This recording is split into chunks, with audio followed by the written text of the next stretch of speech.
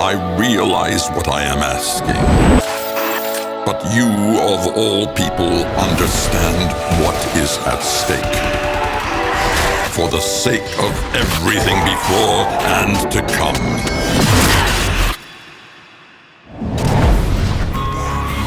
Scoldra think they've contained the outbreak here, but the tech rot here is different. Patient. 19 hours till we're popping corks or vaporized. We get in Trati and put a stop to this. Tenho, if you are seeing this, your loop has been altered.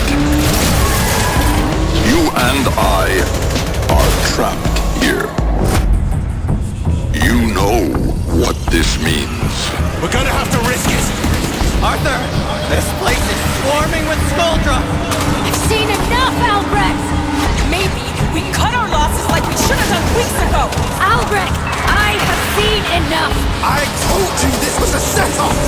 Trotty, get me out of here!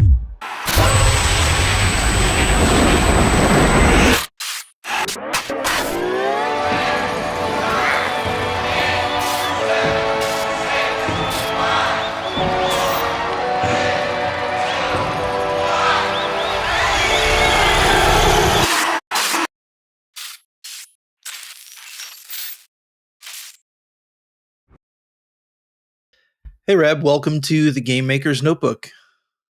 Hey, thank you very much for having me. It's great to have you. There's a ton I want to talk to you about. We're going to talk a lot about, obviously, Warframe today. And I'm super interested in talking about that. I'm also really interested in talking to you about being a female creative director in the game industry, because there are basically none of those, and we need to have way more. And that's something I'm really excited to talk to you about. And usually when I do these podcasts, I like to try to find out where the spark of creativity and video games kind of started in your life, and follow that through to today, and where you're going and what you're doing at Digital Extremes and with the excellent Warframe. I will say that I hadn't played Warframe in maybe, I guess, 10 years. I played Warframe on the PS4, I think, when it first came out. I believe that was in 2013. And I was completely shocked when I was doing my research and playing the game in preparation for this episode at the evolution of Warframe. It is an incredible game. It's always been a really great game, but I was very, I guess I just hadn't been following along. And this is a big, huge, massive game taking huge, big swings. And I had a really fun time getting back into it. And I think I'm a Warframe player again. Oh my God. Well, thank you. That's incredible. It's definitely been the journey of all journeys. It's our story now as a company. Yeah, it's in doing my research, I actually couldn't believe all of the expansions that have come out. Like, I actually started making a list, and I'm like, we'll never be able to talk about any and all of these. So we'll get to all that stuff. And you got it. It's really, really, really interesting and wild time diving back into Warframe. So talk to me about how you got into all this. Like, as far back as you can remember, what are the seeds of Ford creative director?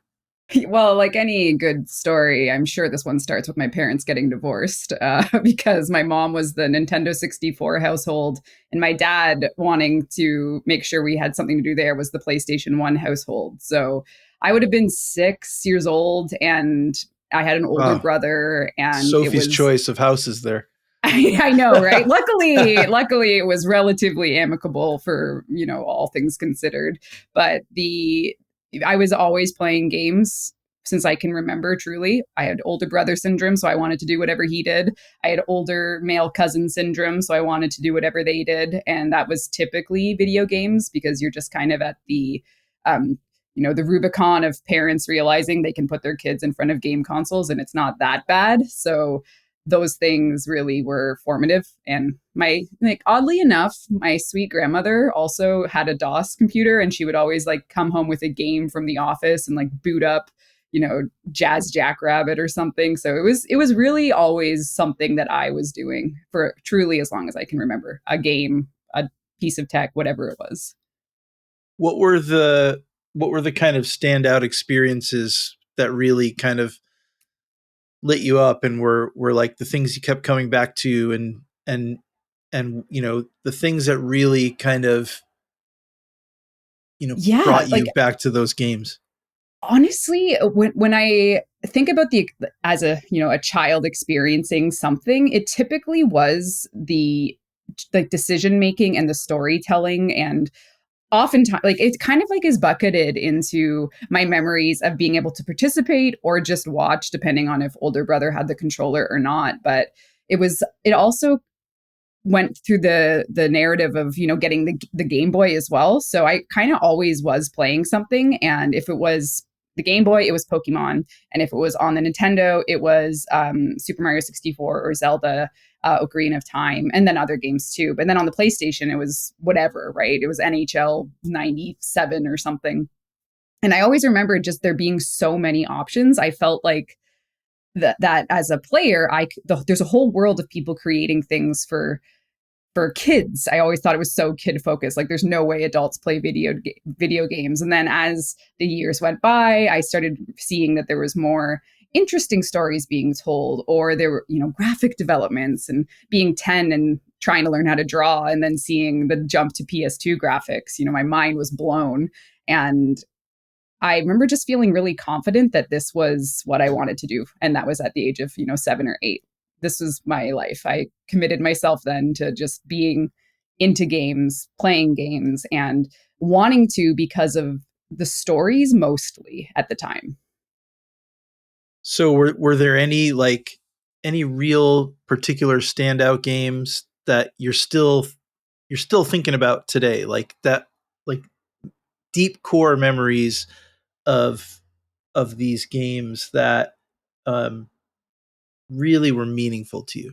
It is Ocarina of Time. It's so hard for it not to be for, a young girl that saw Princess Zelda, but also Sheik. And then Link was just, everything you wanted to play as and more. And it's impossible to not look at some part of my gray matter and not see something Zelda there from that moment on. And it's the best for me. It's the best it'll ever be. So I feel like it peaked when I was 6, but we have gotten better, and there's lots of great games out there. But as a part of what has formed the hobby turned profession, it certainly started at that moment with that game, with that package on that cartridge, when you'd have to rip it out, blow it, get it back in, and keep going. It's just, what an experience that was. What a story.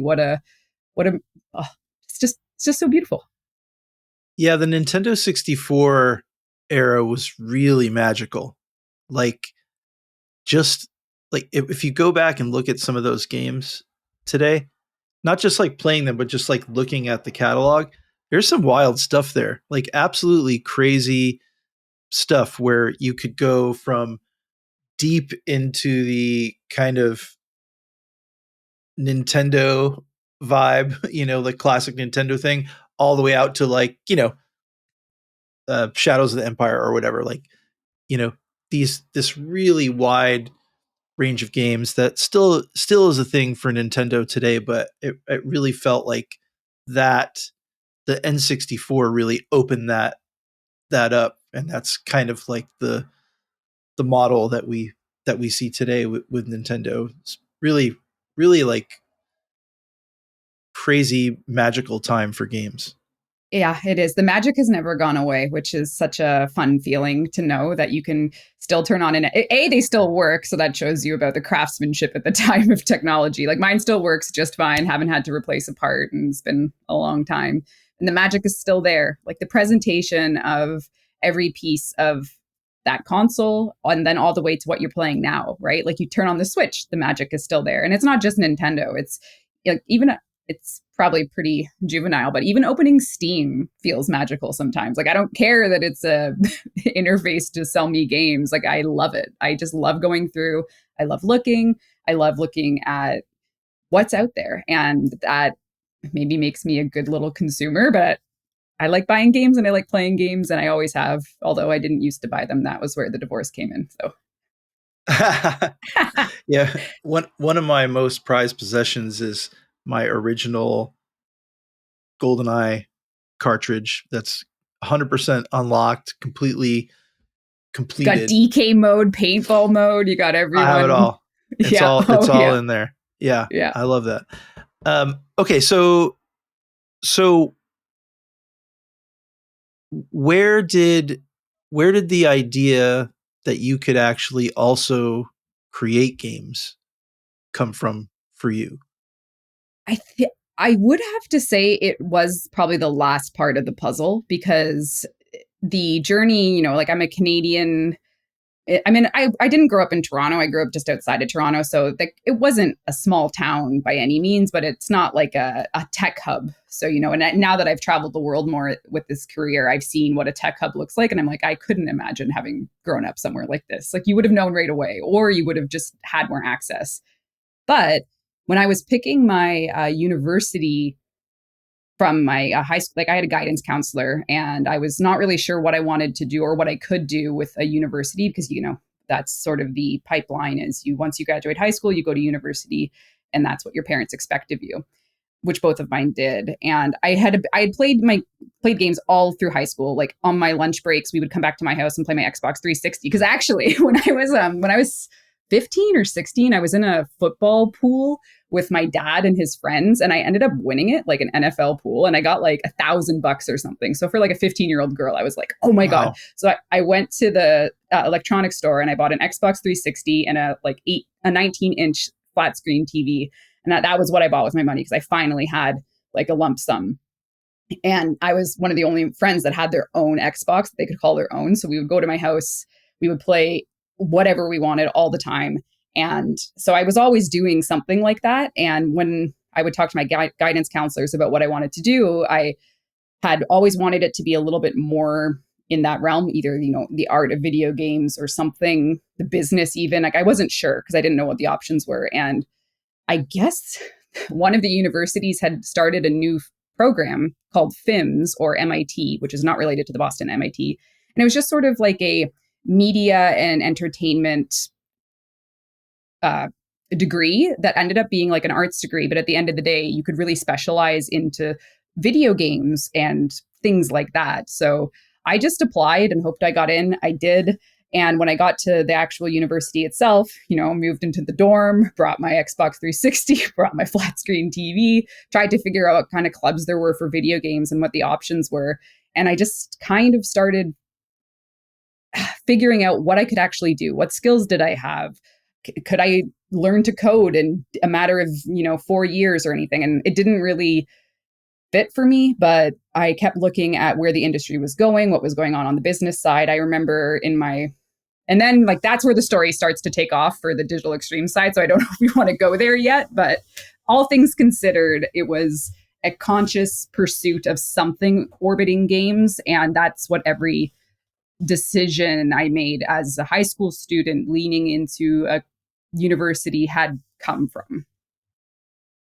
Yeah, I mean,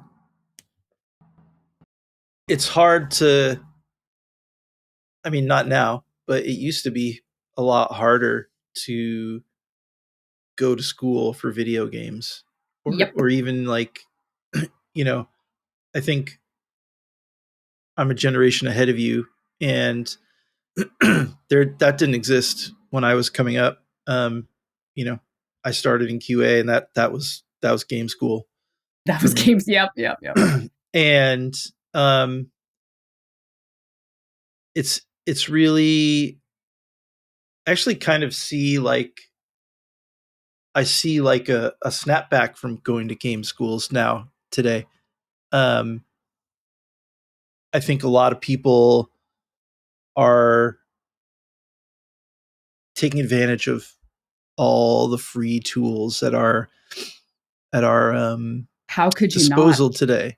Yeah, like YouTube tutorials, free access to just like tinkering and engines and stuff. It's just it's there for you if you want to do it. It's just the difference between the people who think they want to do it and actually take the steps is, the difference between people that actually can ship a game and not, right? Yeah, and I think that and not to like, dig in on game schools or whatever like that, but Mhm. I do mentor a lot of young people coming into the development world. I've done it for a long time, and m- my my advice to them is always the same. If you want to go to game school, there's nothing wrong with that. However, the things that they teach you in game school aren't really the things that you need for a career in the industry. Like there, and that could be a whole other podcast as Oh, well. absolutely. It could. Yeah. But there's a whole there's just like a whole level about like navigating through a game development studio and a job that you kind of don't get from game schools. And my advice isn't not go to game schools to these young developers. It's really understand what you want to do first and then amend that with some education, because there's no I don't really believe there's any experience greater than making a game. Like I don't like whether Yeah. it's Like just on your own thing, there's you're going to mhm. get more out of that than any single thing. Like the things they should It's also a probably craft. teaching.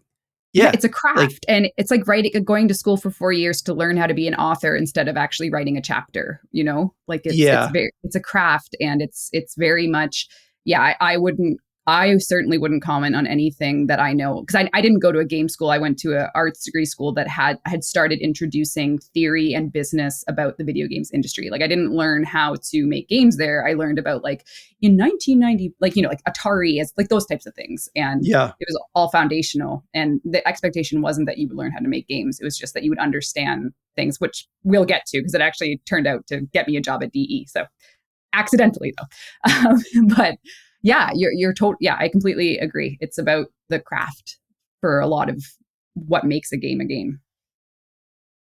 So, speaking of DE, or kind of getting there in your arc, Yes. you have a really interesting arc at DE. I in my research, that seems to be your only job, Yeah. and which is really cool because the game industry is very nomadic. I've had 100 jobs in my Yeah. career, Yeah. and I'm grateful for that because you get different experiences other places, um, and that was my particular path. But I love talking to people who have done the classic, I started in the mailroom and now I run the company. I'm a lifer. I love that career arc. So going over your history with Digital Extremes, and we'll talk about how you got there, but it's really interesting. So it looks like you've been at Digital Extremes for about 8 years at this point. Oh no, 14. I started in 2011 as an intern. So I have worked there since January 2011. So coming up on January, it will have been 14 years. Is that Okay, right? my numbers are off, but I have your hero arc, which is Oh really yeah, the cool. mailroom, the unpaid Yeah, intern. starting as a The studio arc is correct. assistant. Yeah, I Right? was unpaid intern in 2011, and now I'm creative director of Warframe. So it was very much. I remember after yeah. Anyway, I'm not sure. Yeah, I am so happy to talk about any of that and lessons along the way. But the time span for it started in 2011, which is where the university comes in. So yeah, it was 2011 January was my first day at Digital Extremes as an intern, and now here we are, 2024. So I'm coming up on 14 years there. Okay, so that's even more interesting. Apologies for not getting that number right, but I do have all good. But I don't want to gloss over all the interesting things you did in between. Also, Yes. So you started as an unpaid assistant, and you worked your way up to community manager. Yes. And then you went into live ops and community production, and then leveled up to live ops and community director, and now you're the creative director of Warframe. And that's such an awesome story to tell. So let's hear how you went from this kind of university vibe where you're learning about the kind of historical foundation of video games and how you got to Digital Extremes. I mean, I hope it's an awesome story, and I do appreciate it. Is an awesome story. Yeah, I hope people that are listening have patience with it, but I'll do my best to provide the like Canadian bumpkin journey here, and bumpkin with an asterisk because the GTA isn't that small. But essentially, as I was continuing my studies at school, I had reached third year where you get a little bit more electives, and as those electives require you to write papers, you can kind of start writing them on whatever you want. So one of them was about, like creative ownership. So some people would write them about songwriters having disputes with labels and, what kind of case studies are out there. And I actually did mine on like the Call of Duty battle of, who owned, like when Infinity Ward and, Respawn, I wrote my paper on that case study and what the court ruled and how I felt about, the artists coming back and making a new studio, like with Vince Zampella and everything. So I had written that. Yeah. That's so interesting. I just like anecdotally, I was working at EA on Medal of Honor. One of my first days working there, everyone from Medal of Honor quit to go do the Infinity Ward and Respawn, all that. Oh my God. It was a wild day. Just it's all connected. Why is everyone all lined up going into this office one by one and then leaving? Like, what the hell is going on there? So Meanwhile, I'm sitting there in London, Ontario, Canada, like trying to hit a deadline for my essay so I pass university. And that was my case study that I wanted to do. And I turned it in. And my TA who was grading it, so you get like broken out into different TA groups randomly. So there's 100 students, 10 TAs, 10 per class. So by, luck of the draw, my TA looked at my paper and said, "Can I use this in my research?" And I asked them why, just because I wanted to know, like, was I in trouble? Like, what's going on? And they said, "Oh, no, I actually work at a local video game company and I'm doing more studies on video games." And me being me, I was like, "Oh, can I have a job?" And they said, "I'll give you an email to reach out to." And then I realized at that time that there actually was an internship program that I didn't know about within my university that I was at. And I kind of expedited myself through, said, "Hey, I think I could have like an unpaid internship if I just do all the work to get through it officially so I get a credit. I'll drop a course, I'll do it as a credit, and away you go." And within, I think, 2 or 3 weeks, it was all ready to go. I was going to drop a course for the January term. I was just going to go and be an intern and do whatever I possibly could to get my foot in the door. So started with the paper. I was nosy enough to ask why. And then the rest kind of started that January 2011, where I walked into my first ever video game studio, never knowing that it existed in this town I'm in. And I have not left from that day on. So that's how I got in. that was amazing. It was, but I think what I've learned from that is you can be the smartest person, which I am not, but luck really plays such a huge factor. Right place, right time, right anything.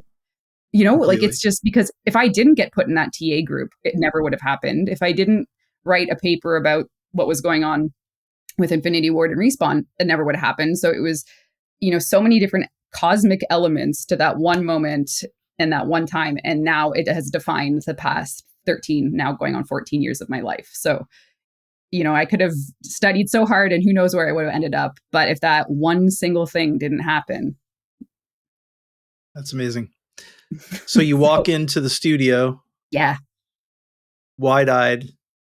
completely. Just, I think I had come from a class that day. I was still studying. I hadn't finished my degree yet, which is also important. Because this was third year and I had a whole fourth year ahead of me. So, I walk in and I just wonder, like, what am I going to do? What will they have me do that will show that they should keep me? Like, what is it? What am I going to do to convince this team that clearly doesn't need a third year unpaid intern to accomplish any of their business goals, but what would they need? And I just started talking to my the group that sort of were mentoring me, which was our more on the business side. There was an operations team of one person that was sort of running what was it to be a digital extremes company. We were work for hire. By that point, the Darkness 2 was in development, not out yet, and more projects to come after that in the traditional publisher. That very nice space that no longer exists of double A games, you could say. That's what it was, and that's what the studio is doing. And I would get pulled in as like a focus tester so they could watch me play Darkness 2 and try and see what I thought about it, figure it out. And then I kind of wasn't really sure what to do. What can I do? I don't have enough time to learn a specific craft because I still was studying. So at that time, I thought, oh, your website's pretty old. Let me redo your corporate website. So I took that on as a project to sort of rebrand them or just redo their corporate website for recruiting purposes mostly, or other things at that time was doing like planning the launch party for Darkness 2 and making sure that there was something for because at that time we actually had real launch parties because games would launch and not just be game as a service for 12 years of my life now. So those types of milestones, just anything I could. And then I started working on game pitches, which was really odd and fun. Like, oh, we need a pitch, or like doing animatics, like ripping DVDs and trying to put like animatics together for potential things and writing game pitches. And it was all very unexpected what I would be working on a given day. But I did it and I tried really hard.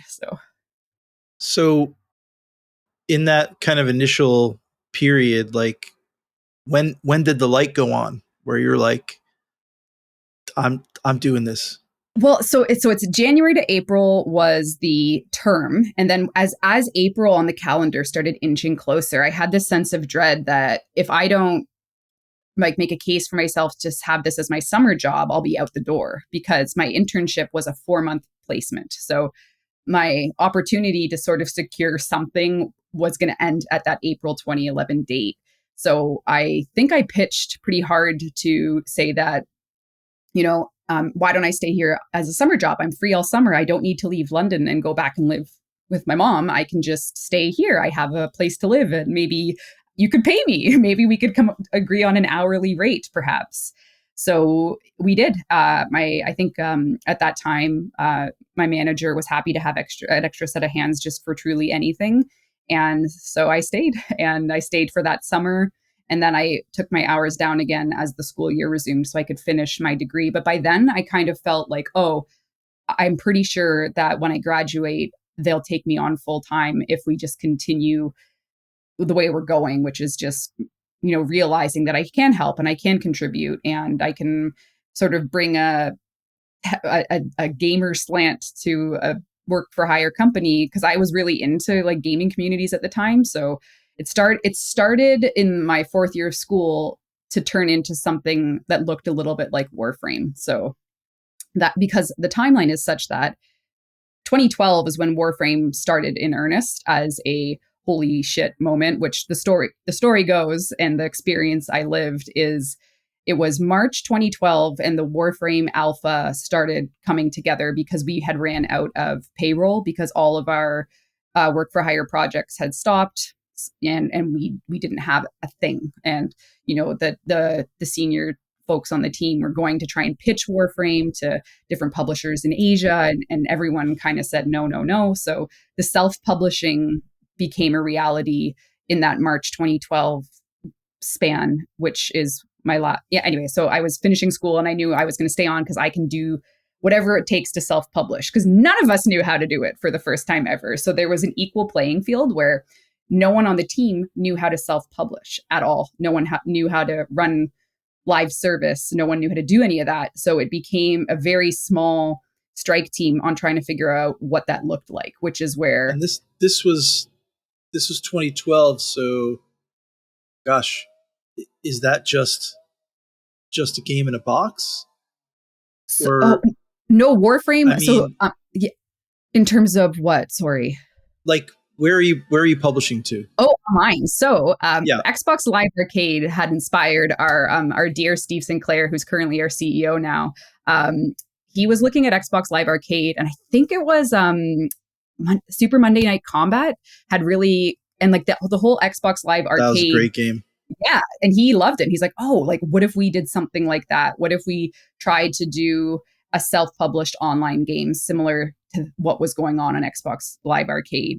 But God only knows how. So that's when the plan started coming together. Was we'll make Warframe, we'll make this free to play, had to be free thing, and we will just distribute it and launch it and just put it online only. Like we'll put it somewhere and see what happens. And by March, no partners, just fully, we're doing this on our own. We're doing it on our own. Okay. No partners. And this is where, like, again, I'd rather be lucky than good any day, because I had already done the project of relaunching the digitalextremes.com website. I was like, oh, I can take the website of this, like, just leave it with me, folks. We want to self-publish. Well, we're going to need a website. And I just worked with a team on relaunching the corporate website. So surely that's no different than relaunching and of course it was very different. A lot of lessons on the way, but all we needed was signups and downloads and a little bit of information about the game, which felt pretty manageable.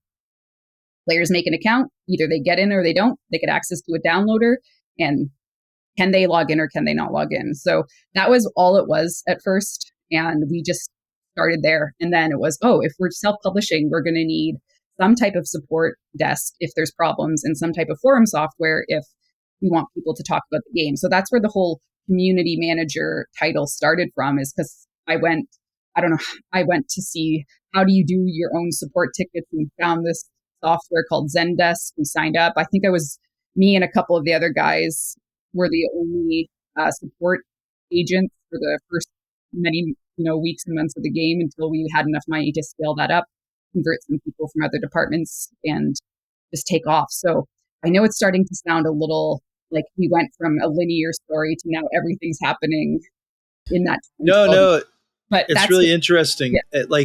I love like desperation, and not knowing what you're doing always leads to innovation and results.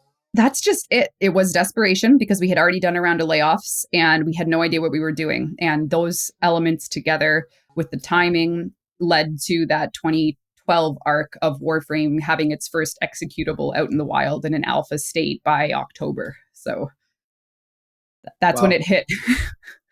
That's incredible. Yeah, it was wild. And I the think game is still going today. And that's the thing. So like, I know my account was made, my public cluster account was made September 2012. So I always look at that as, my Warframe birthday, because I had to test the website on the public cluster to see if I could make an account. So I'm like the third account in Warframe ever, or maybe fourth. I think a couple QA folk and our tech director got in first, but I had to test those things as well. So that's when it started for me. That's when everything became real, because we had the ability to log into a game that had been put together in a matter of months. From March, I think, was our first commit in Perforce-ish. And then to August, it was out there in a very alpha state to registration only. Wow. So that's 2012, right? Yes, that's right. Yeah, right. I first learned about Warframe on the PlayStation 4 in 2013, and I have very vivid memories of, PlayStation 4 is amazing, but there's not much here. Hey, Warframe looks cool, let's play that. And it was super fun. We played a lot back then, and it's been interesting kind of watching Warframe kind of continue to exist. Like I said at the beginning, I haven't played in a very long time, and actually went back yesterday and looked at a bunch of videos from PlayStation 4 on YouTube to see the evolution of Warframe, and it's truly remarkable. But I want to jump back and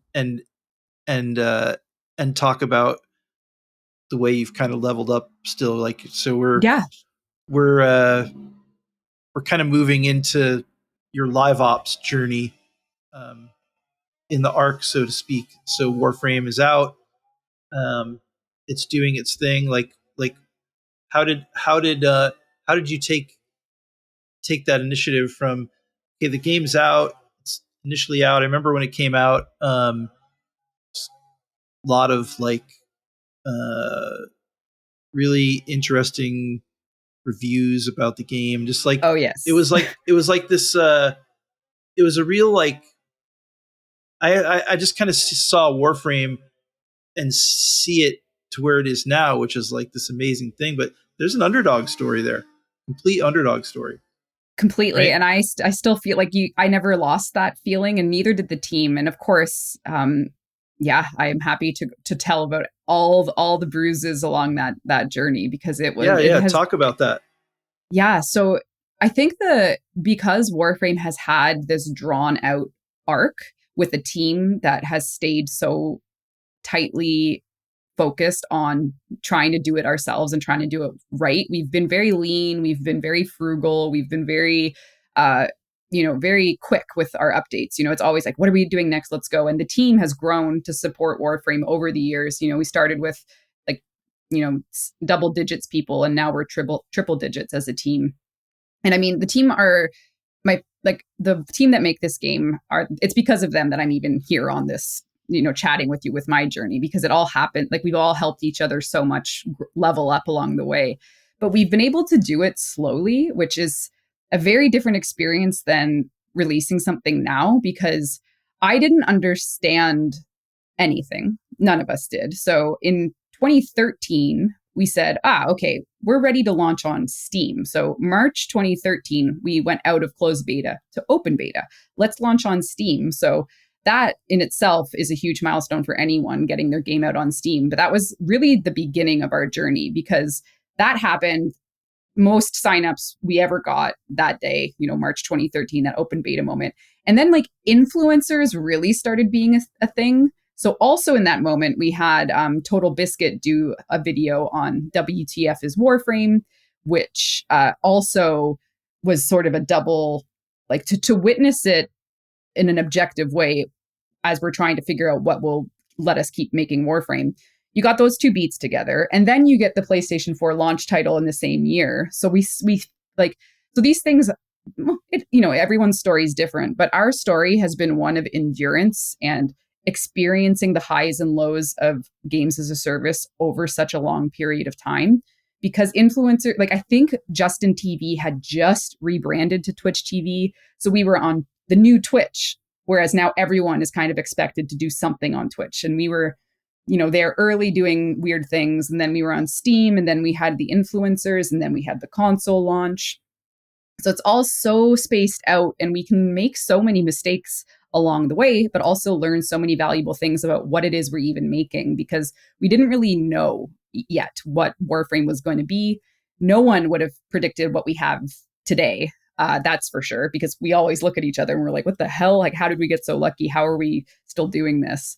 But it's been experienced over such a long duration of time that none of our losses have been fatal blows, which isn't the case today, right? Like, if you launch a live service game today, you're expected to be on Steam day one. You're expected to do an influencer campaign. You're expected to have like stability in your database. You're expected to have perfect live operations acumen, and that's all expected immediately. And we got to do it the long way, where while we may have had 1,000 cuts, they all happened over such a long time that the scar tissue has just continued to build up for us to be able to not be dealt a fatal blow, like negative Steam score or some type of like influencer sentiment that can, I think, be terminal to a game's launch. So Yeah, that's sort of an observation, I would say. well, an observation of the scary truth about launching video games in 2024 and beyond. Um, there's so many more things you have to be cognizant of and up on. Like, it's not just make a game and put a game out. It's just like, you know, it starts a year before it even comes out, right? It's a very time consuming effort that, when you're in it and you're making a game, like sometimes it just feels like, man, is this even necessary? Like, of course it's necessary. It's the video game business. It's a product where our goal is to bring players in and have them stay and enjoy this awesome game we're making. But it is a grind, and getting, I'm specifically talking about today right now, but like, not being able to experience the 1,000 cuts and having to just like do all this stuff in the run up, and then basically have like a day when it comes out before the judgment is handed down, and you have tomorrow or you don't. Like, It's so true. It's a grind, and you have that one day, and that is, you have described the existential crisis of the industry right now, and you see it every single day. Yep. Yeah, it's very it can be like emotionally crippling and debilitating to have to think about, like, I have poured my heart and soul, and my team has done this, we've all done it together, into this thing, and it's over. It's like, over. it's over. And it's so complicated, and we could certainly do another podcast just about this, because it's a very difficult thing to watch, to participate in. And I again, will take luck over being good any day, because we've been through all of it. It's just been so it's been absorbed by our time of being like for every day you're alive, it's, as a game, it's like you buy yourself one extra day of grace for like absorbing failures. And it's this weird, like, linear survival rate of, okay, so since Warframe has been around for all these years, if we have a major, am I allowed to swear on this? Yeah, fuck it. Okay. If we have like a major fuck up, rebounding is the immediately assumed behavior. Like, people assume that if we do something like we really miss, well, they'll come back and they'll fix it soon. Like, the immediate, you get the benefit of the doubt, you get the assumption, because someone has some good memory about something we did as a team. So surely we'll pull ourselves out of it. So that is a lucky thing. That's a lucky situation to be in. And it's a situation that can run out of luck real fast, because if you decline continuously, you start to see the curve go down. We're like, oh, they're out of goodwill days, right? Mm. And you don't have that if you're a day one title, and all of the little pieces that make you, sink or swim don't go your way. But with Warframe, as the years went on, we started to build up a really clear understanding of, oh, we'll just talk about the next update we're planning, and then people will see if it's for them or not, and maybe they'll realize that they can just come back for the next update. So because we were on Justin TV, now Twitch TV, so early and which is one of the things as a team, we were like, oh, we should do a developer live stream, make it feel like Wayne's World, and just kind of go with it.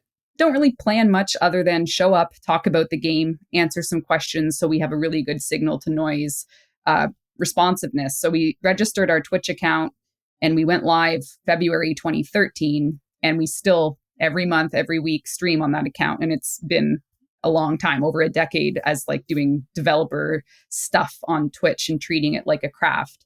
And that helped us really early on, because we could say, hey, we have a brand new hero Warframe coming, like, stay tuned, it's going to be themed like a berserker. And then suddenly you have an audience for your next update that is really just an idea on paper.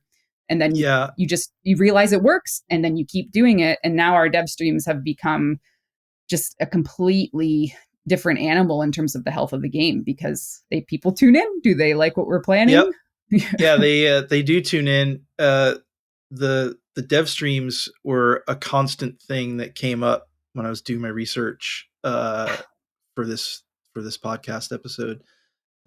People love those, and there is I didn't dive too much into it, but there is a sentiment that it's like this long running loose home comfort thing that doesn't really take itself too seriously, but it's, and I admire that because, with when big AAA games, not that Warframe isn't a big AAA game, that's not what I'm saying. We're not. We're totally not. Well, we'll talk about that. There's an argument there that for sure it could be on either side. It's definitely like straddling the line. But like a huge, massive AAA live service game, those, it's hard to be loose in those situations with so much on the line, and it just noting that's something that seems really beloved among your community is that, and it it's interesting because it absolutely lines up with your career hero arc, right? So that was it. That was all I could do. Cool. Community. And you're like, being loose with so much on the line is such a truth, because we had so much on the line, but we had to be honest with the community because we had no publisher, and it was them funding us. So it was like having like a Wayne's World shareholder call where we're like, well, we know you guys didn't like what we did with our upgrade system, so by we never said like Q2, but just to mock the process, we'd say like, we're completely changing it, and here's what you can look forward to. And that's been it.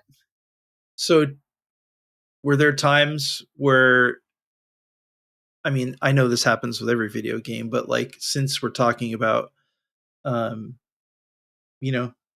being beholden to anyone and just really dialed into your audience who are your investors, how did that kind of loose connection and real kind of honest connection with the audience influence the game?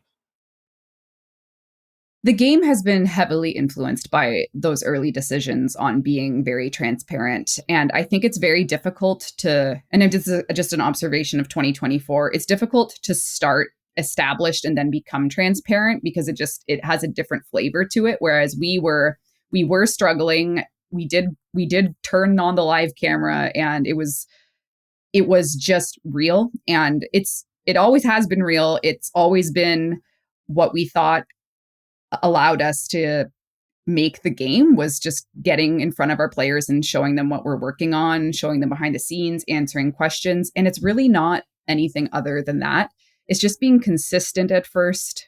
We've definitely done a few less dev streams over the years, either due to COVID or just like obviously the change of the guard when we started a second project. But that early transparency and the commitment to it, and it really created a sense of scheduling that I don't think we were aware was necessary for a live service game. So, of course we have production, we have everyone's working towards the next update. But when you put it in front of your investors, that's truly what they were, like, it's not even a metaphor. Those are the people that were investing in the game and paying our salaries. When you realize that the expectations are starting to sort of become, I guess, I don't want to say manageable expectations, but like, it's very obvious that they expect us to make shit good and make it often. We're able to use the dev stream cadence to build out what our release ambitions were. So it kind of helped us get our shit together and pick a way to deliver Warframe on a reliable way for our players to enjoy it. And it sounds so obvious, and I'm starting to wonder if it even makes sense. But I think the point I'm making is having an audience that's engaged because you commit to turning on a camera creates a scheduling pattern that's pretty, I'll say sustainable, but the jury's out on that because it is a grind, like you said. And it created the ability for us to commit to actually delivering and being planners, I will say. Like, it, because the arts and creating a game, I'm sure you will have friends, I'm sure you yourself, like, oh, I'm gonna work on this project, it's going to be a game that has this feature, but like, will you ever ship it? Will it stay in the drafts? Like, is it going to be a thing? We were really forced to ship, and I think the term I've heard going around is something called completion urgency. I'm sure, have you talked about this? Like, have you heard of this concept in the games industry? I have not.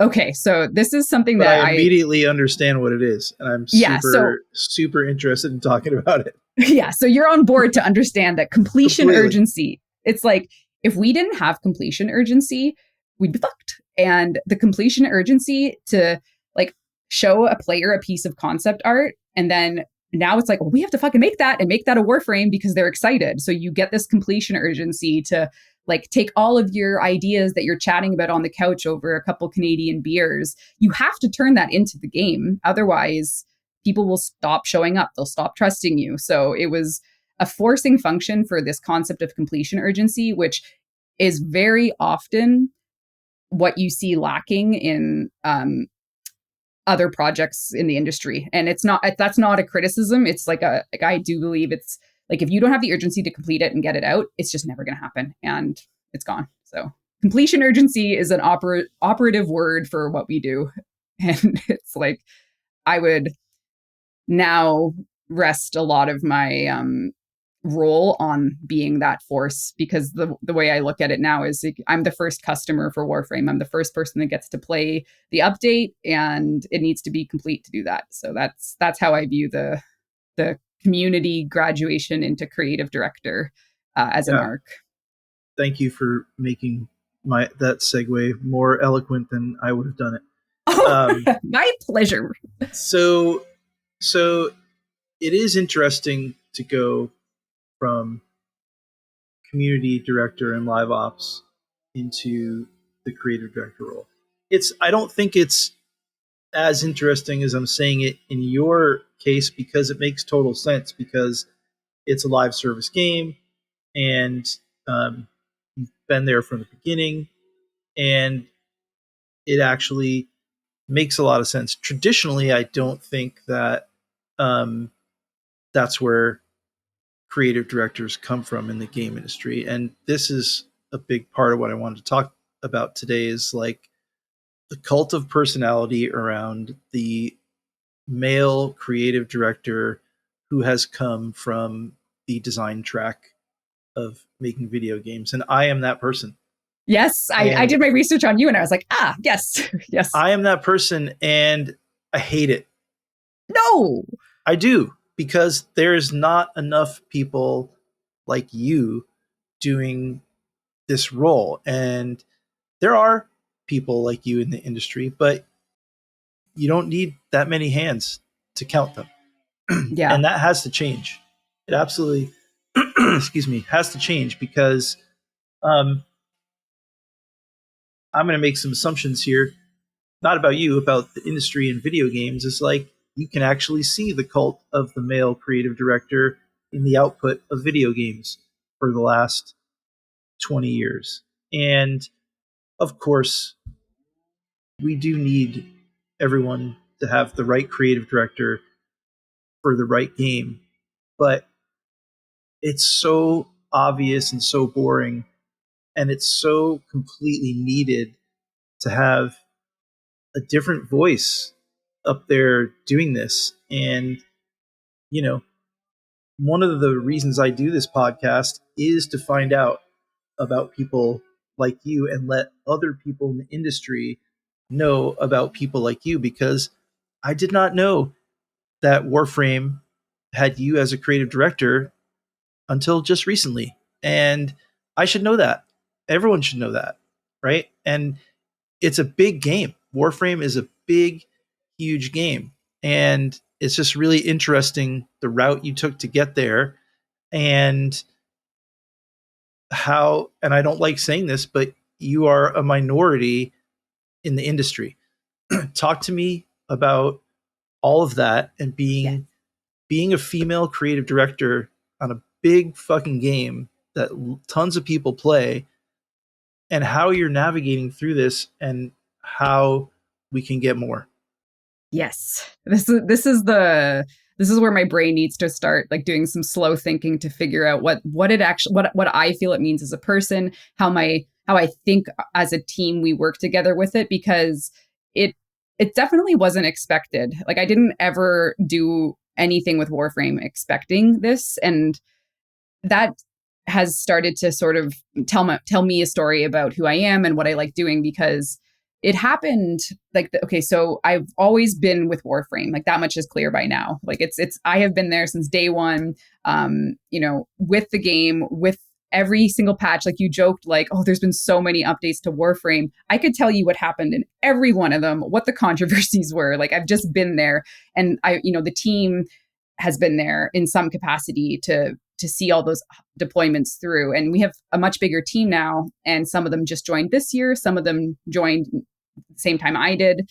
And it doesn't, matter when you join Warframe, you're a part of it when it's live, and everyone on the team has a different experience with what we are now. Like it is like maybe a AAA free to play game. Like maybe I've just been fooling myself. It is. Let's just say it. It is. Yeah. Okay. It's totally AAA. And I'll say this. I don't want to jump off this, but let me just read you a list of things real quick. Okay. Free to play MMO shooter. Endless unique warframes. Endless and extensive customization. PvE and PvP. Expansive open worlds. Procedurally generated missions. Story-driven quests. Crafting. Roguelike. Clan and social features. Endless updates. I am sorry to tell you, that is a fucking AAA game. We accidentally made a AAA game. It wasn't intentional. It's fine. It's fine. It's fine. We're still in beta technically, so we haven't removed the beta label. Endless beta. Perpetual beta is us. So all right, back to the in 2022. So we had just released sort of our Avengers Endgame in 2021 December, and everyone on the team was like, "Well, what do we do now? Like we just finished the Endgame of Warframe." And then it was, well, as a business, we probably should try and start a second game, see if we can just have fun in the fantasy genre. Let's take a whole bunch of the founding fathers of Warframe and put them in a new environment, a fantasy one. But what the hell are we going to do with Warframe? Like that game needs to keep going. So it's the way it all went down is. Can you remind me what expansion the end game was? The New War, December 2021. It was a 4-hour cinematic quest that sort of wrapped up a major arc in the game. Got it. That's on my list, but that's what the New War is. 2021 release, and it was highly anticipated. Had been in development and marketed, or even hinted about for some time, like since 2018, I want to say. So anyway, needless to say, there was a dilemma for the company. What do we do with Warframe if we want to start a second project? If people feel like we want to move some people over, refresh them, get them out of the Warframe sandbox. And originally what had happened is, so at work, I have sort of a partner in crime, our game director, design director, Pablo, who I've worked with this whole time. He started in 2011 also. And they actually offered the creative director role to him first, and he passed. And then we were kind of all in a room together doing a little bit of a meme of like, well, who's going to take it over? And I hadn't even considered, to be quite honest. And then, there were some jokes and laughs about like, well, only if there was someone that had been here the whole time, was really organized, was really respected in the community. And I'm like, but who? And then they're like, why don't you just do it? And I was like, if I must, I will try. And that was it. I'll try. And I said, but we can't tell the community until enough time has passed to know if I can even do it. So I had done, for the first time in my career, what felt like was not told the community what was going on, which was behind the scenes from 2022 for 6 months. I was secretly the creative director, working secretly with like this new team, and we were trying things, and we had a lot of bruises there, and it really took the wind out of my sails at some point. Secretly from the community, but not internal. Not internal. Everyone internally knew, and everyone internally knew, like, if this works out, we're going to announce it in July 2022. Like, we're going to make the transition very publicly then and make it a moment. So it was really hard. That was definitely the most difficult 6 months of my career because I really felt like I couldn't do it because I knew the game, but I had so much else to learn in that role but the people that I work with, everyone was so supportive, and every single person every day would be like, we can do this. We're a team. And it really, empowered me to be okay to fail in those first months, because even though there was a lot on the line, as we've said before, like you have to be loose, but there's still a lot on the line. It was just an endurance test, right? And the cuts felt like they were getting a little deeper, but I still wasn't bleeding out too much. And then we just said, okay, let's just commit and let's just try. And then now it will have been it'll be 3 years in February of next year. So I've done it for that long now. And in that time, it's definitely been like I've had the most fun I've ever had, the big highest highs, lowest lows. It's very rewarding and very exciting to work with people that care about Warframe every single day at work. Everyone is just so on board for the weirdest ideas that have like a practical backing for how we're going to do it, how we're going to plan it, what the players expect. And then ultimately my number one, as a community professional, I always felt that the community sentiment was my metric for if I'm doing a good job or not. And now it's even more so that, because they are still they're my boss, right? Like the community at the end of the day is the boss. So pretty early on I think in 2022-ish, I added in-game surveys to the game with the team so that we could do a heartbeat check of, did you have fun playing Warframe today? Yes or no? And I have that open all the time on my monitor, which is just, it's a totally obfuscated sentiment tracker. Like it doesn't come with like a written or qualitative report. It's just a general sentiment tracker. And I have it up all the time just to see how the community that are actually playing the game right then and there are feeling about Warframe. And that's my boss, right? Like that graph is my boss. So that's what I use. That's what I feel like all my 10 years in the community trenches have taught me, which is what is the cleanest way to see how your players are feeling and go from there. So I've tried to keep it there just as a reminder, like that's what needs to stay high so people enjoy the game. And doing that has been, it's been rewarding. It's been challenging. And then there's the whole, like being a woman angle, which is such a weird one for me because like we can go really into that, I think. We should. We Okay. definitely should. But I want to say something. Earlier you talked about like you only have one day of grace, really. Yep. Like, and I think that kind of stands with being a creative director as well. Like it's a lot of pressure to be the person, even though you're really not the person. You never are the person, but for however it worked out, you're the person that is kind of leading the charge, so to speak. There's a lot of like different areas. A creative director there's a lot there. There's a lot, yeah. And no one's perfect. Everyone fails. Failure is a beautiful and magical part of life. It's actually, in my opinion, really the only true way to learn things. Preach. Is failure. And I've been on teams and I have been a leader who's failed. And it's hard to wrap failure into success when you're a creative director. Like how do you manage that? Because it's really interesting. Like I love that you came from the community and you see the community is the boss. Again, it's probably not a new concept.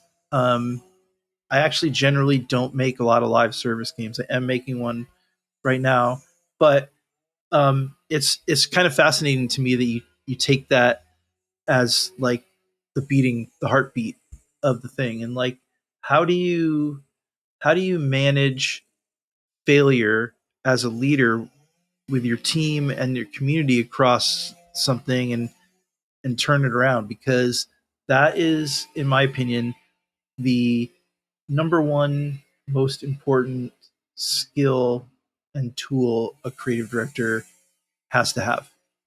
Yeah, I agree, and I think that when we're always asked to be making the next thing, if you don't acknowledge the failures from the prior thing, you're just sort of you're not living in the same reality your players are, because they're the ones that are experiencing your wins and failures as their hobby, their free time. So if you don't figure out the general reactions to what you just did, you'll never be able to make the next thing better. And it's sort of like a philosophical thing we do, at least try to do, which is, anytime we deploy anything, it should just be like a little bit better than whatever was accessible before. So be it fixing a customization or fixing a core issue with like host client replication, it's just got to be a little bit better. So we always strive for that. But when you have what we'll call a failure, maybe it was something because, and for me, when I look at why the players might not have liked something, to deem it,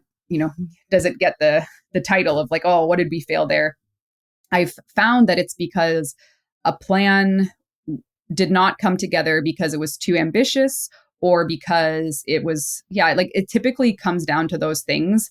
And it's kind of sad to think that, oh, we failed in this case in this way because the ambition was too high and there wasn't enough time to make it reality. Let's be less ambitious next time. That's never really been the lesson we've learned. It's just, let's just approach a goal or a plan differently, because I also play a lot of Warframe. Like I have over like 3,000 hours, and I know what makes it fun and what makes it click, and I know what I like about it, and that allows some amount of forgiveness for our failures, where okay, well, some parts of it still work, but maybe we were too ambitious with asking the team to make a roguelike when we've never done that before, and we had so much new tech that went into it. It just wasn't as stable as it should have been on launch, and that was the tough one, because we really wanted to like nail it and get a really fun roguelike out there, but it had some technical issues of that were like a total planning failure on my part for how much time was needed to test it. And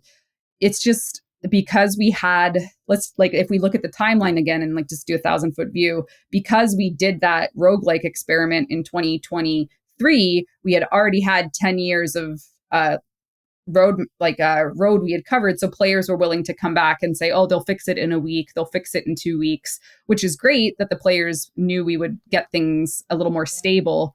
But it also feels awful when you look over at the team that you already asked to finish this and ask them to, keep going. And that those types of moments are hard.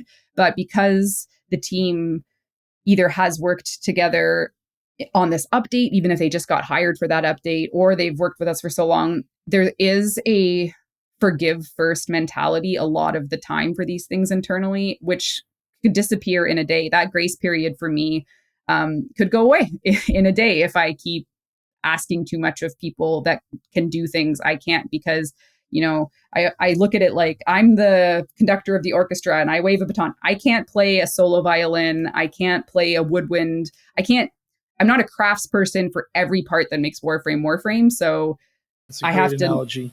to, that's it. I think that was the first analogy I used when I kind of like said, hey team, so, this is the new leadership now and here's how it's going to work. Like I will never be able to write net code that can, but you can. So when it's your time, like you get your solo and, everyone else can put their like instruments at rest and so forth. So that's how I see it. I conduct, and conductors often don't write the music either, right? So it's very much a team effort all the way through. And that has been the orchestra of Warframe I learned it from, the team before me, who are still absolutely critical to Warframe as well as our new project. Like we stole a whole bunch of resources from them to help me finish something we're working on right now because we needed more help. So it's a very understanding group of people that have created this together from nothing, truly, in that 2012 year.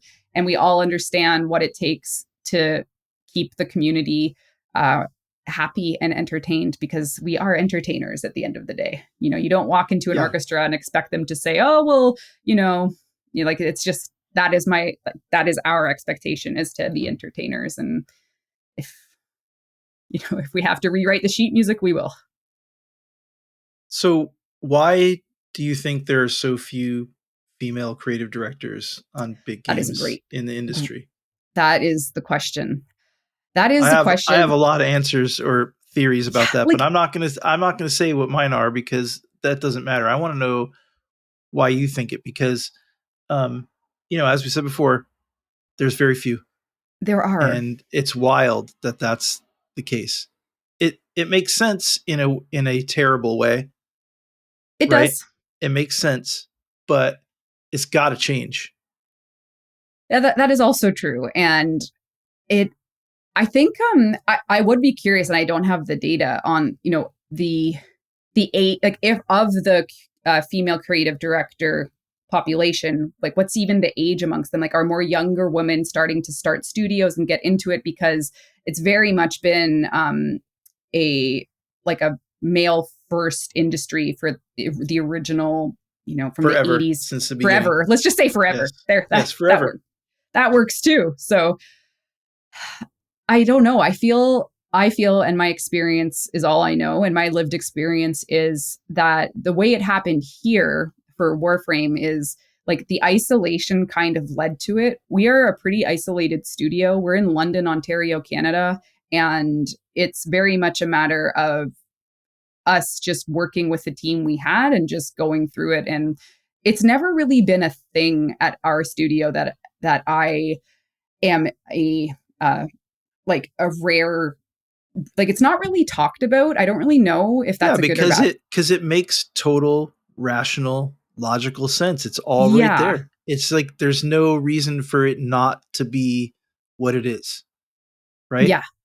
But like if you go outside, like, I'm sorry, I've worked at a lot of AAA places. Like the creative director role is a role that people go after, and they see, I didn't know that. Like, they crawl through glass to get, and I've done it too.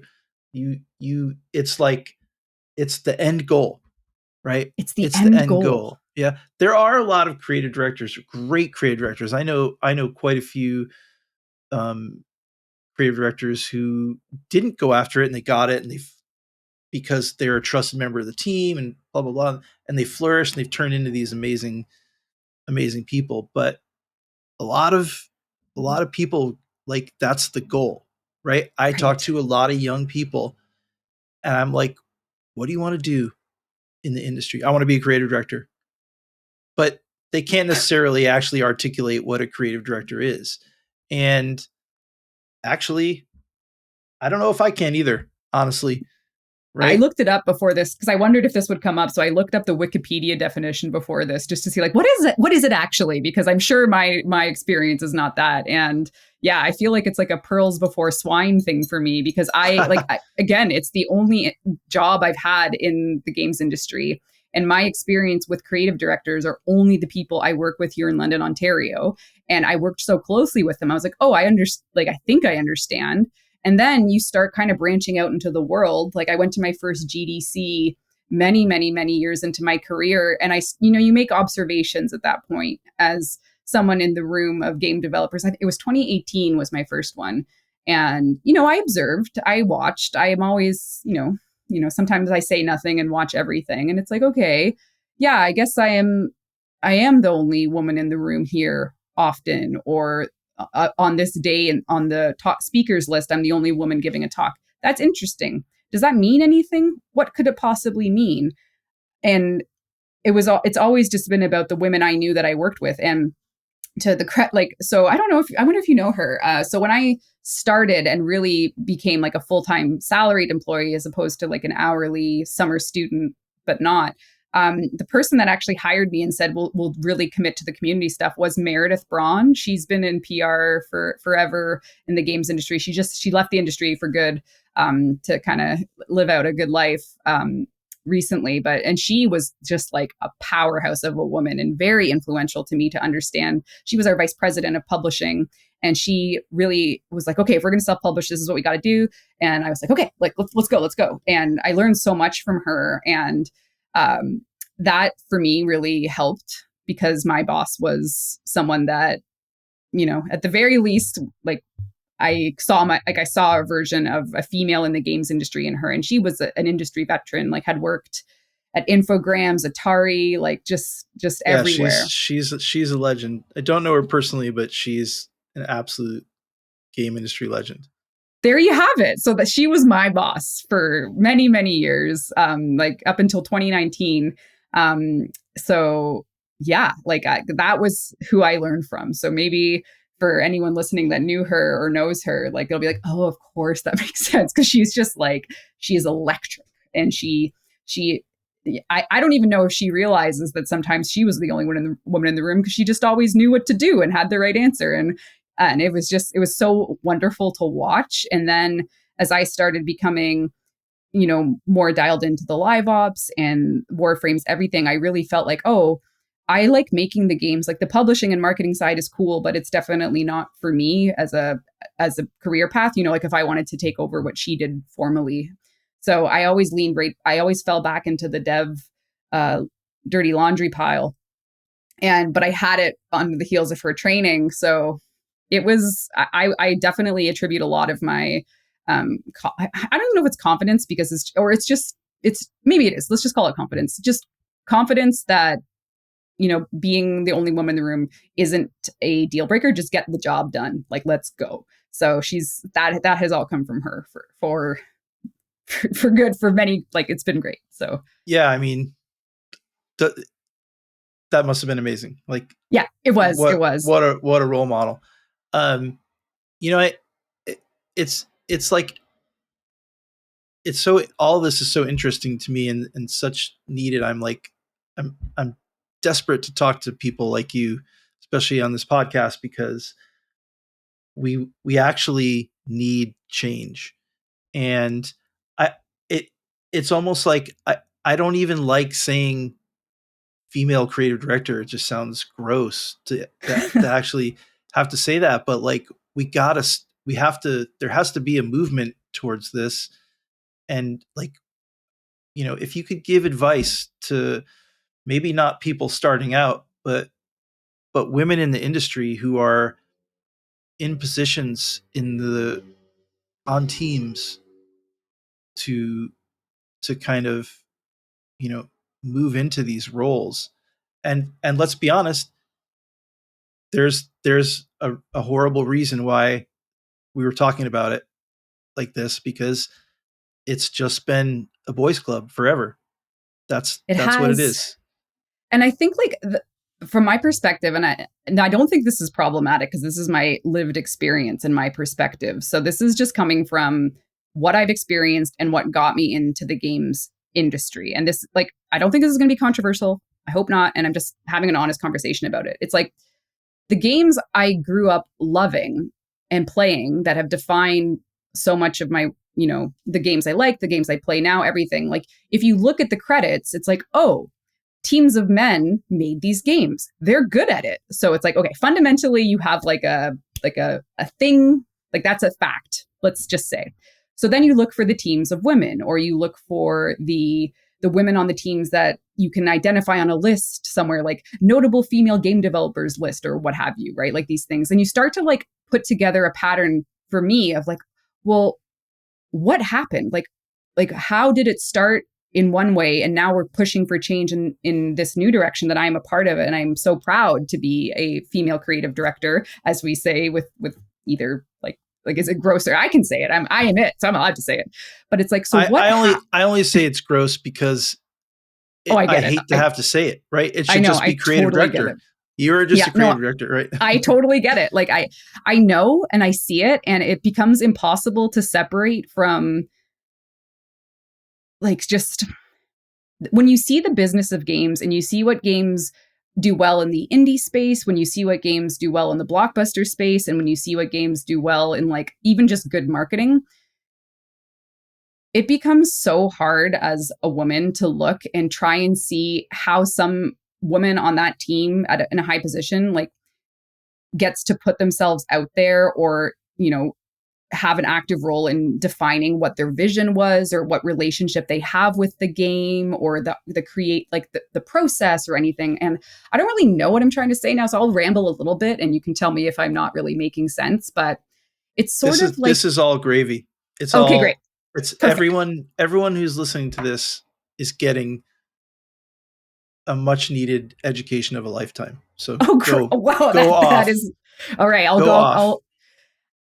I just think that I get okay. So my like in my corner, you know, I'm in Canada. I've had very strong female mentors, which again, that could be one of the problems, right? Like if you don't have Meredith Braun mentoring you, like who do you have? Like she's a legend, right? So, are there enough female mentors? That's something that I've tried to actively do. Like I've talked to some women that really want to either like, I really love what you did with the community, and I just wish like the devs on my team would listen to me about how important community is for live service. And I have seen progress is what I'll say. Like I've seen like women in community roles be able to like just get a little bit more of an understanding of the science of community, let's call it, the art of the community, let's call it. And that's been wonderful. And even on the own team at here at D on Warframe, it's a very, very diverse and awesome team. And it's always been about how, you know, Warframe as a game with this team of professionals behind it can live their truth and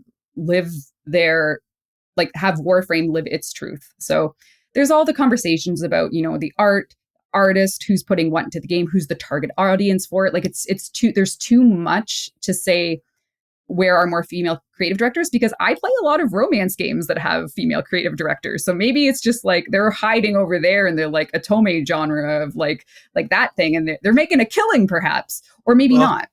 If you're listening, come on the podcast. I want to talk to you. Yeah. And I've said this before, and maybe this is, I think we do need like an optimistic, inspirational thing, but I'll also speak a truth, which is I would never take a job somewhere outside Digital Extremes in the creative director role. I don't think I would. I don't think I would stay in like once Warframe is done with me, I will not continue in the games industry on a team. I just don't think I can. What? I think we need you. No. But like, I don't want it to sound depressing. And it's not depressing because I plan on being here forever. So let's be real. It's a bit of this is a bit of a, well, that is the question. Like, you know, yeah. Warframe is forever. Yeah, exactly. So I don't ever want it to end, but when it does, it will be the end for me in this industry, like as far as I'm concerned, because I just the emotional endurance test will have reached its end for me, and that I don't think that's because I'm a lady. I think it's just because when you are in the creative field and your baby reaches its end, right? Like I don't know if I'll have the strength to do it again. And that's just a personal thing. But I think initially my shock when you said that, it's like, you know what, we need you. I know, sorry.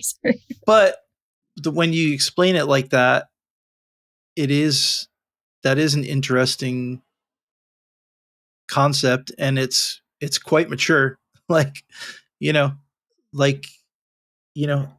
I got books I want to write, Adam. I'm going to do something else. Yeah, I'm going to do something else. I'm going to write books, or I'll become a YouTuber and I'll make review videos. Like now that Sakurai's done his channel, not that I'm like he's cult of personality in males. This is all coming full circle because like Sakurai worships the ground he walks on. Like Kirby's my favorite franchise ever, and he's creator of Kirby, so it's like gotta and his videos I love. But anyway, but if there are women in the industry or considering getting into the industry or just play games, like there is a space for you. And I think there is a assumed hostility that is likely a very real and traumatic experience for a lot of women. And I've had my own issues. Like when I first started as a young unpaid intern at a games company, like whatever you're picturing probably happened to me.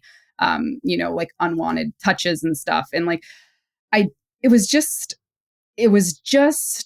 not in my worldview to let that beat me and say, but there is a risk, and I like safety and all these things. I don't want to disregard those, but I ultimately felt so passionate about the art and the process of making games that I wasn't going to let someone scare it out of me by reminding me that I'm a woman or something. And by turning the blinders on early, it probably created an ignorance that perhaps I still carry with me to this day. But it is obvious, like, because I'm in this London, Ontario bubble, like when I do leave it, it does occur to me what it's like, out at the GDCs of the world and stuff. Because I remember going to like a really important dinner with one of our more senior people, and I went with him to the dinner meeting, and the people at the table like look past and they're like, oh, like you must be so and so's wife. Like, where's the rest of the team? And I'm like, well, I am the team, but like Jesus it's an easy Christ. social mistake to make, but it's also not. And I'm not trying to apologize, but like I'm not going to let it. Yeah, but like if it's not that, it's like, oh, you must be in marketing. Yes. Yeah. It's that. And that's, it's just words and it's someone else's worldview. And perhaps maybe it is just like spite is the greatest motivator. So like, why would like, I'm not particularly spiteful of anybody. I'm not spiteful of a person or a thing. Like, but I get my joys and my wins from doing well. And if there's a subconscious part of that is motivated by like proving someone from high school wrong that said games weren't for girls, then maybe that's what helps me sleep at night. But I would love to live in this maybe dream world of mine, maybe not. And as my articulate words fail me, it's just a matter of I didn't give up ever. And it's never even crossed my mind. Like, even when I was at my lows, like, can I do this? Can I doubt myself? I surrounded myself with amazing people. The team environment is, second to none. And I never felt alone, and I never felt belittled by the people whose opinion I actually cared about. And that's part of who I am. I mean, what a way to end a conversation. That was really great. That was a really great piece of information and perspective. And I think that I hope that we can use this episode to get out there and try to get some change going, because we do need it. And it's really bad that the list is so small. The list is small. I would like to see more names on the list. And I am a pretty open book when it comes to a lot of these things, and being able to talk with you about it, who you've seen a world that I haven't. And I just hope that, I mean, but so have you, right? Yeah. You worked on one thing and kept it alive. Like, that's actually like my parents' generation idea of a job. I know. Right? There's not that many people in the industry, and like I just talked to Tim last week about this, right? He had that long history at ID, but it all doesn't matter, because it's the experience and what you bring to it. And it's just really, I have at least 10 pages of notes to talk about Warframe. We didn't even talk about Warframe. And honestly, that's actually pretty cool, because that's fine by me. it is pretty cool, because we talked about something that here today that is super needed. And it was great to have you on. We could go on for hours and hours and hours about this stuff, and maybe we should do another episode and actually talk about the game that you're creative director. Yeah, no, I'm all yours. Like, on. Yeah, I think I would hope that if you've made it this far in, and thank you, Adam, for listening and asking these questions. It always has been a matter of passion and commitment on this particular project with this group, and we have been dealt horrible hands that we just kept turning wins on somehow. So I'll take luck over good, and the luck continues until it doesn't, I suppose. Rebecca Ford, creative director, Warframe. What a pleasure. Great episode. I loved it. Let's do it again sometime. And again, if you're listening and you're a woman in the industry, this is a great a great example, a great role model to Oh, follow. I'll do my best. You know, go play Warframe. It's great. Do it. Yeah, maybe you could play Warframe and then be like, whoa, that's from a female creative director. She sucks. And then I'll be like, oh, damn it. Maybe. Well, I think the goal here is to never have to say female creative director ever again. True. Right? Yeah. Rebecca Ford, creative director. There we go. Perfection. The punctuation mark writes itself. Adam, thank you so much for this lovely chat. Thank you.